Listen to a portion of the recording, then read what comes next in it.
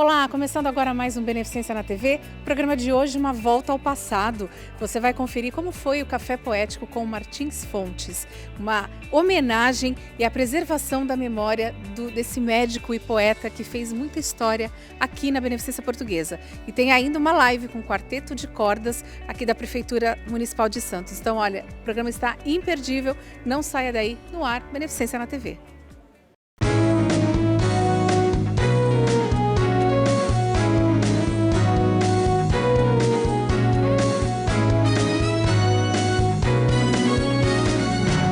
Beneficência na TV.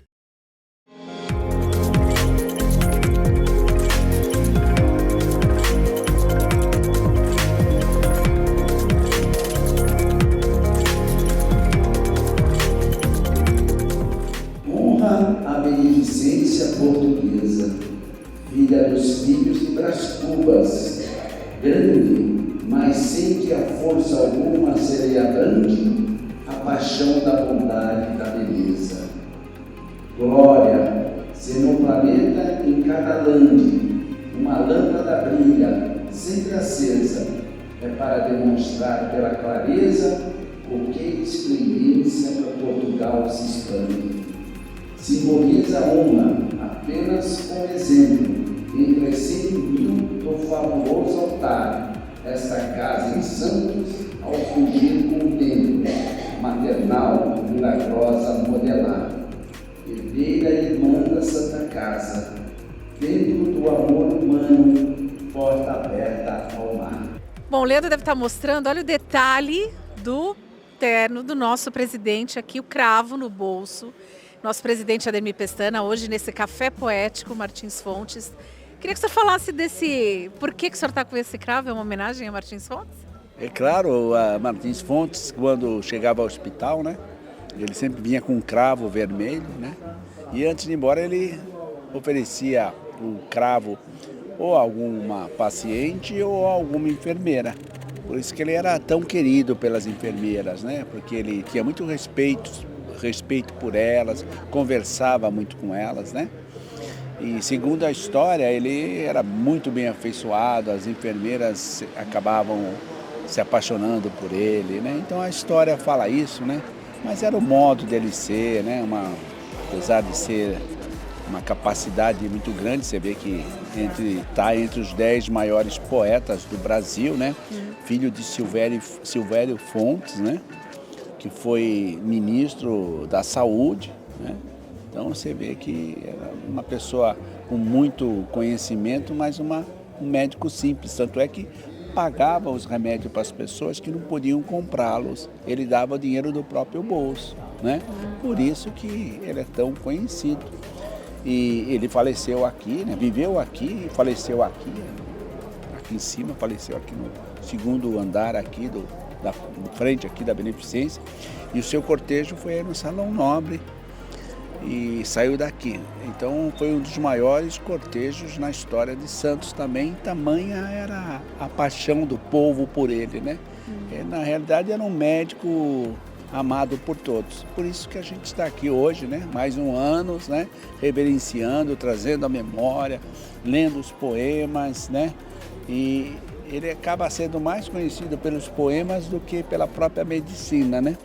Como é que é para o senhor ter conhecido a história de Martins Fontes durante o seu período escolar e de repente vir para um hospital onde ele trabalhou, onde ele fez uma história aqui e hoje o senhor está fazendo com que a história dele, a memória dele seja preservada? Olha, na realidade a Beneficência é uma referência, né? Mas os institutos históricos e culturais de Santos, São Vicente e Praia Grande é que trazem mais a memória. Mas a Beneficência abriu as portas para isso, tanto é que nós fazemos aqui no nosso Salão Nobre essa comemoração, né? Como fazemos também do 25 de abril, que é a Revolução dos Cravos. Então, coincidentemente, os dois são cravos. Martins Fontes, que usava o cravo vermelho, e a Revolução de Portugal nós fazemos aqui. Olha, nós estamos aqui numa varanda, que esta varanda aqui foi pedida por Martins Fontes ao presidente da época, de 1934 a 35, se eu não me engano, né? ele pediu para colocar para que as pessoas, quando chegassem aqui, não tomassem chuva antes de entrar ao hospital, que pudesse parar aqui embaixo. Então nós estamos aqui num alpendre, né? Que foi ideia dele, de ideia de Martins Fontes, né? Então ele se preocupava também com o hospital, com o funcionamento de tudo. Então é isso, eu fico feliz por isso, né? Que lição o senhor tira de Martins Fontes para a sua gestão aqui na Beneficência? Olha, a gente tem investido muito, inclusive num dos poemas de hoje ele fala do humanismo, né? Então a gente tem investido muito na Beneficência nesse setor, né? Um hospital voltado para o cuidado com as pessoas, né? Um hospital humanizado, que a gente chama. E eu acho que a gente está se identificando muito nisso, porque ele é mais ou menos isso, a preocupação dele, né? Ele vinha, visitava os pacientes, né? Se preocupava, as pessoas iam na casa dele. Enfim, essa parte aí eu acho que é uma grande identificação. Como médico, né? Como médico. E depois a identificação é os poemas, essas grandes poemas. Como eu falei, ele está entre os 10 maiores poetas do Brasil.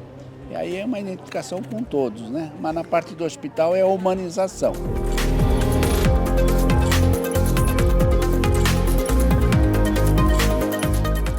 Eu converso com ele, que é o presidente da Academia Santista de Letras, Casa Martins Fontes. Eustácio Pereira, qual a importância de estar preservando a memória, uma vez que está se comemorando agora 86 anos de falecimento de Martins Fontes, né?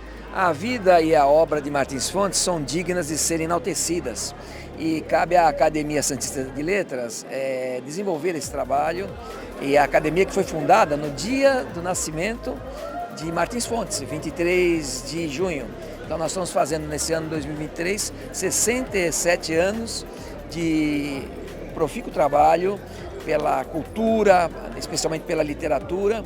E essa é a 16ª edição da Semana Martins Fontes, que é lei municipal. Então, durante uma semana, nós estabelecemos pontes com a sociedade, com os estudantes, com os universitários, levando todo esse exemplo de Martins Fontes, porque Martins Fontes diz que, assim, as atitudes falam tão alto que já não se ouve o que se diz. Martins Fontes apregou o amor no seu trabalho, né, a paz, mas as atitudes dele falaram ainda mais alto, que foram atitudes de benevolência, de altruísmo, atitudes de empatia, de valorização do ser humano. Então isso nós precisamos contagiar na sociedade, principalmente contagiar com os jovens, e nós estamos com essa missão.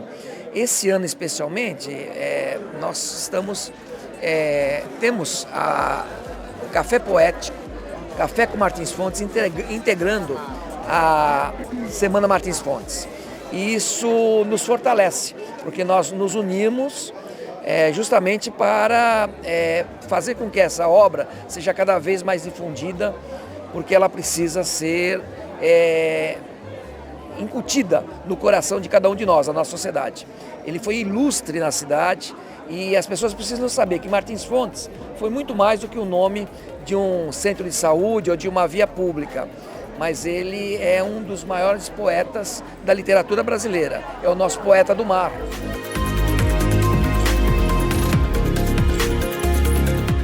Nada sou, nada tenho, e noite e dia meu espírito vive a imaginar o consolo indizível que eu teria em dar, continuamente dar, e povoa-me o sonho esta alegria, enche-o de sonhos o prazer sem par, de ser um raio de ouro de harmonia em cada coração e em cada...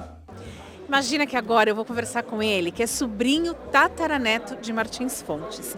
Ele que já é de uma nova geração, Carlos Sola, presente aqui nesse Café Poético. Carlos, como é que é para você ver que as pessoas preservam a memória do seu tio tataravô, né? Você que já é de uma geração mais nova, então assim, a gente sabe que a gente não teve contato. Por exemplo, a minha geração ouviu muito na escola, que acredito que é a sua. Sim, né? Comecei a ouvir mais a partir do momento que eu vim para a Beneficência, pela história dele aqui. Mas como é que é para você ver a sua geração e essa nova, conhecendo um pouquinho a história dele? Bom, para mim, na verdade, é uma honra, né, participar desse evento. E a nossa geração conhece um pouco de Martins Fontes da escola, tal. Eu vim a conhecer pela minha família, mas na pandemia me aprofundei, né, porque a gente ficou bastante em casa. Então, estudei bastante sobre ele, sou médico, sanitarista, poeta, tudo que ele fez na outra epidemia, né, para ajudar toda a população. Então, uma satisfação, uma gratidão muito grande que eu tenho por ele. Fiquei até emocionado aí dentro. Foi muito gratificante para mim. Pois é, você tocou num ponto, porque assim, ele teve presente, né, foi da linha de frente da última pandemia. E a mais recente, você acabou vivendo, né, a pandemia que a gente teve recentemente. O que você lembra do seu tataravô quando alguém fala alguma coisa assim, alguma coisa que tenha te marcado e que você tenta levar para o seu dia a dia? Olha, que ele era muito bondoso, né, assim, com a pandemia que tivemos, e relembrando a que ele teve, né, que ele participou na época, que ele era muito bondoso, dava remédio de graça para as pessoas, atendia a população gratuitamente, era um cara extremamente bondoso e ao mesmo tempo ele, como eu disse até no filme, ele participava ele era poeta, ele conseguia ser poeta, atendia os pacientes dele, fazia as obrigações dele sempre com maestria, com excelência. Então isso é muito, eu fiquei pensando, nossa, na pandemia que a gente está vivendo, 2020 na época, como foi difícil, né? Imagina para ele que não tinha os recursos tecnológicos que a gente tem hoje, né? Então foi extremamente assim, ele é um vitorioso, né? É um herói, para mim é um herói da família. Beijo-te a mão e sobre mim se espalma, para me abençoar e proteger. Teu puro amor, o coração me acalma, prova a doçura do teu bem-querer. Porque a mão te beijei, a minha palma, olho, analiso linha a linha, a ver se em mim descubro um traço ritual, se existe em mim a graça do teu ser. E o M gravado sobre a palma da mão, pela tua clareza me desperta um grande enlevo que jamais senti. Quer dizer, mãe, este N tão perfeito, e com certeza em minha mão foi feito para que quando eu for bom, pensar em ti. Obrigado. Eu converso com ele, olha, Fábio de Melo Fontes. Te lembra alguma coisa? Será que por coincidência de sobrenome ou se ele é parente de Martins Fontes? Ele é primo de 4º grau de Martins Fontes. E você não conviveu com ele, né? Não, ele faleceu em 1937, eu nasci 2 anos depois, em 1939. Mas veja que o meu pai era Manuel Prado Martins Fontes. Olha só. E eles conviveram na mesma época, né? O doutor Zezinho, nosso primo, era mais velho que meu pai, uns 20 anos mais ou menos, mas ainda assim eles se davam. Meu pai tinha vários livros deles, autografado, o próprio punho, eu ainda tenho esses livros. Está na minha biblioteca, que tem mais de 2.000 volumes, uma coisa absurda a minha biblioteca. E o que o senhor lembra do que seu pai contava das histórias de Martins Fontes? Eles brincavam, né? Porque o Martins Fontes lapidou essa frase famosa, né? Como é bom ser bom. E o meu pai brincava, digo, não, eu acho que como é bom ser justo. Então meu pai era um homem muito rigoroso no trabalho, nas atividades, ele dava o exemplo. Mas ele me dizia o seguinte, você quando deitar no travesseiro, você tem que fazer uma revisão do seu dia e ter certeza de que não cometeu nenhuma injustiça com ninguém. Você não tem que ser bom nem mal, você tem que ser justo. Era a ligeira diferença entre os dois. O Martins Fontes achava que tinha que ser bom e o meu pai achava que tinha que ser justo. E o que o senhor vê, como é que o senhor vê essa preservação da memória dele, 86 anos praticamente após a passagem dele? Pois é, eu acho uma coisa emocionante, culturalmente importante, muito interessante, né? Porque o Martins Fontes foi um poeta extraordinário, entre os melhores da literatura brasileira, né? Então ele marcou época e eu observo, às vezes quando eu passo ali na praia, sempre tem alguém que coloca um cravo no busto dele de bronze. Acho isso uma coisa admirável, uma coisa fantástica.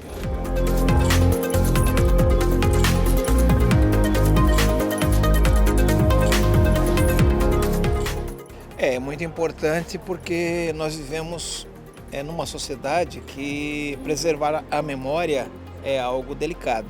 Eu não vou dizer difícil, né? Porque é delicado porque as pessoas esquecem facilmente e tudo assim, não se preserva, né? Tudo é descartável, eu diria. E quando a gente tem um evento como esse que relembra uma figura tão importante para Santos, para a cidade, para o Brasil e para o mundo. Eu fui a Portugal e vi coisas de Martins Fontes publicadas lá e consumidas que eu não imaginei que um escritor brasileiro e santista pudesse estar. E quando nós vemos um evento como esse, a gente fica mais animado em querer, de fato, que isso continue, né? Que toda essa memória, né, cultural, né, artística continue e que essas pessoas sejam valorizadas e a obra e o legado que elas deixaram seja valorizado e seja preservado e chegue ao conhecimento de gerações. Eu sempre tenho vindo em todos os anos, né? Mas este ano aí com o café, com o pessoal vendo aí a parte de memória, né? A memória ali dos tempos ali que tinha mesmo a rádio, achei ali fantástico. E acho que o Martins Fontes foi muito importante, não só para o hospital, né? E ele eu gosto muito da frase dele, né? Como é bom ser bom. Então ele traz sempre essa alegria, né? E a bondade, né? E a bondade. Martins Fontes é sempre uma festa, né? E a celebração em homenagem a Martins Fontes, a semana Martins Fontes, tem que ser festiva. Não só as declamações, as poesias dele, mas voltarmos no tempo dele para entender a característica, por que ele tinha uma poesia tão rica, exuberante e ao mesmo tempo tocante e muito séria. Se você analisar as poesias dele hoje, pega Itororó em homenagem à fonte do Itororó, tudo dele era Santos, era vida. Isso que é importante, a gente celebra a vida e hoje num programa de auditório de uma rádio fictícia criada em 1937. Perdoas e esqueces facilmente.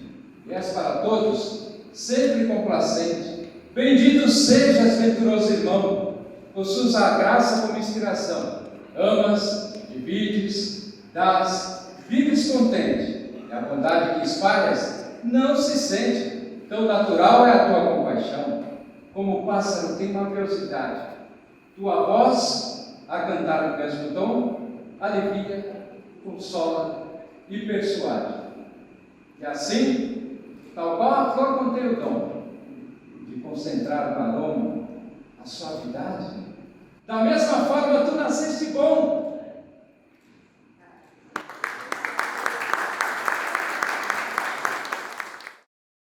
Estamos apresentando Beneficência na TV. HBP, Hospital Beneficência Portuguesa, 163 anos de amor à vida. Projetado para cuidar de você. Investimento em alta tecnologia, com aquisição de um moderno tomógrafo com inteligência artificial. Um novo pronto-socorro cardiológico 24 horas. Implantou unidades ambulatoriais e o pronto atendimento do Hospital do Coração. HBP, 163 anos de amor à vida. Um novo hospital projetado para cuidar da sua saúde. Com atendimento personalizado e humanizado, o serviço de luto do Hospital Beneficência Portuguesa oferece um espaço de paz, tranquilidade e conforto. Velórios climatizados, livro de condolências digital e translado para outros estados. Disponíveis para seguradoras, convênios e particulares. Serviço de luto do Hospital Beneficência Portuguesa, tornando mais fácil o momento mais difícil. Voltamos a apresentar Beneficência na TV.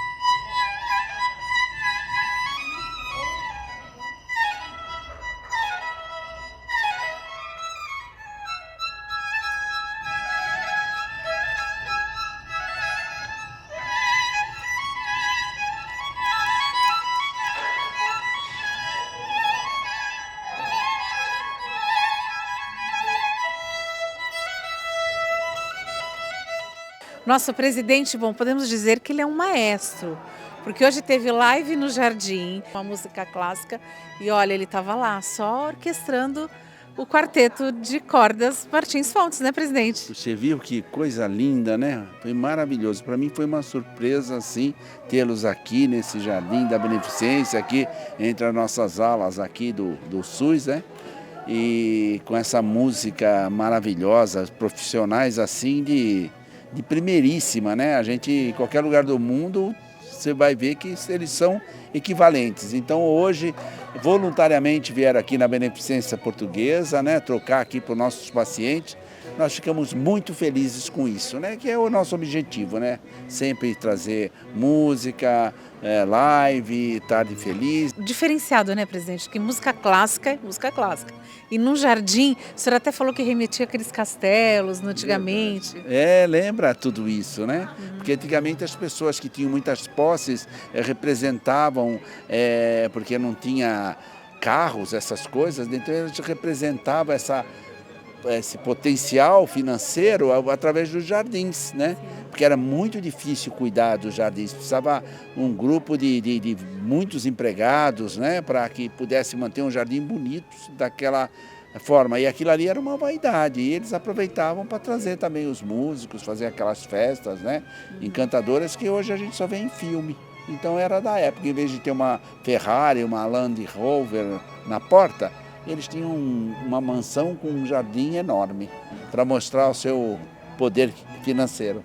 E a Beneficência tem um jardim maravilhoso e trouxe música clássica hoje para os pacientes. Então, isso aqui é uma herança, né, de 164 anos atrás, né, numa época que essa quadra aqui, no bairro aqui do Campo Grande, 44 mil metros quadrados, acabou deixando esse legado para a cidade, né, a Beneficência Portuguesa. Presidente, a gente está chegando aí já no segundo semestre, já estamos batendo na porta do segundo semestre. Queria que o senhor fizesse um balanço aí desse primeiro. A gente está tendo uma obra que seria a nova ala SUS, né? Queria que o senhor falasse um pouquinho sobre isso. Então, essa nova ala SUS é uma parceria com a Fundação Lusíada, né? E é uma ala que a gente considera plano de saúde. Então, uma ala com 2 leitos por apartamento, com banheiro, climatizada, televisão, pisos especiais, iluminação especial. O que nós temos nas nossas salas de plano de saúde é equivalente a isso. Então a Beneficência, usando aí de parcerias, né, a gente está trazendo isso para cá. A inauguração oficial vai ser no aniversário da Beneficência, né, agora em agosto. Mas eu acho que a gente abre um pouquinho antes devido à necessidade de leitos no município. Então estamos aguardando só para essa expectativa. Mas aniversário chegando, vamos em frente então, né? Aniversário chegando, a vida passando, né? Vamos em frente, vamos fazer aquilo que é possível fazer, né? Que é o que fica na vida, né? Então hoje uma tarde feliz, né? Encheu os nossos corações, a gente fica feliz quando as coisas são bem planejadas e terminam dessa maneira.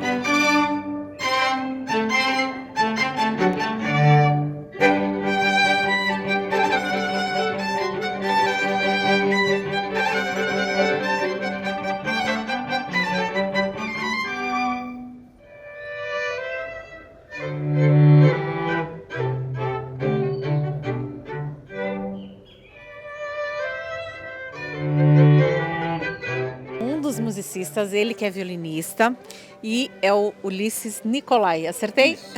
Queria que você falasse um pouquinho do Quarteto de Cordas Martins Fontes.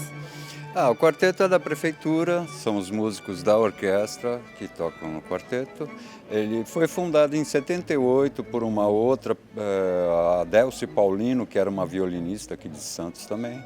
E ela montou o quarteto com o nome em homenagem ao grande médico Martins Fontes.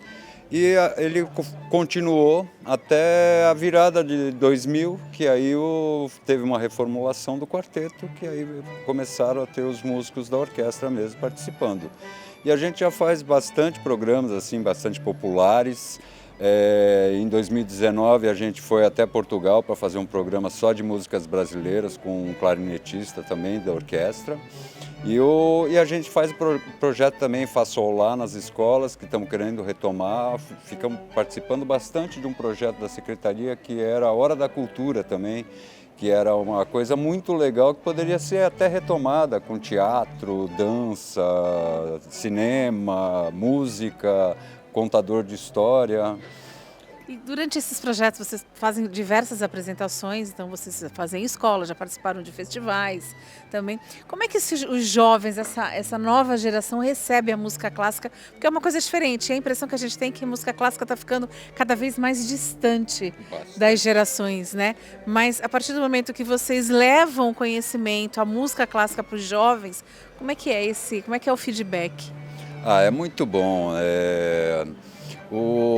Em geral, as músicas clássicas que nós tocamos nessas apresentações são aquelas músicas clássicas mais conhecidas do público, como as 4 Estações do Vivaldi, a Serenata Noturna de Mozart ou alguma outra peça também de bastante conhecimento do público. E na época do projeto da Hora da Cultura, o legal era a gente estar tocando até em Caruara, no Monte Cabrão também, e a gente começar a tocar música brasileira, que era lá de 60 e poucos, e a garotada conhecia a letra também, e cantar com a gente. Então era muito legal isso, né? Acaba conhecendo também um pouco da música brasileira, né?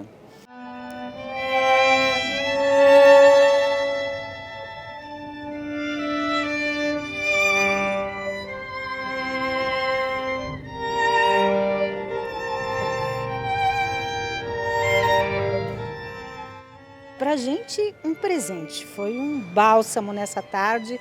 Acredito que para os pacientes também. Você imagina você estar internado num hospital e de repente subir aos teus ouvidos uma música dessa qualidade. É quase que inacreditável. E a gente gosta de trabalhar essas surpresas mesmo. Eu acho que o nome disso também é amor, também é acolhimento. E foi realmente uma tarde indescritível. Maravilhosa música, uma qualidade musical deles que a gente fica realmente sem palavras. Foi sensacional. Paulo, eu costumo dizer que as músicas, somente aquelas que emocionam, elas tocam a nossa alma. Mas a música clássica parece que ela entra com tudo, assim, ela calma, ela tem o dom de deixar a gente mais leve, né? Tem o dom de deixar a gente mais leve, é como eu disse durante a live. Existem músicas que a gente precisa aprender a ouvir. E não se ouve com o ouvido, mas com a alma, com o coração. Para que a gente possa absorver cada nota musical, cada sentido do compositor, do que o músico está tocando. E vão sempre nos elevar a alma, com certeza.